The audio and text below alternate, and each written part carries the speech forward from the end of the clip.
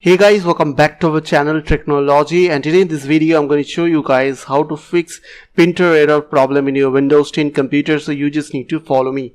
So first of all, what you have to do, you need to go to your start menu, or else you can click on the search button, and after that type over there CMD. Now right click on command prompt and click on run as administrator.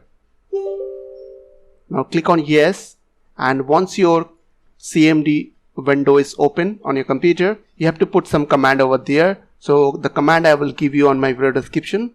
So the first command is net stop spooler, and then press enter.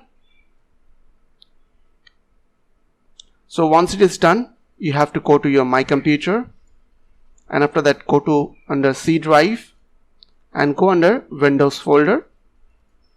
After that you have to find over there system32 folder. So go under that folder, and now you have to find the folder called spool, this one. Go under that folder, and after that go under printers. So if you'll find any file under printers, you have to delete all the files from here. So right now there is no files is available, so as you can see. So once it is done, once you have delete all these files under printers folder, after that close this window, and now you have to put the another command which is called net start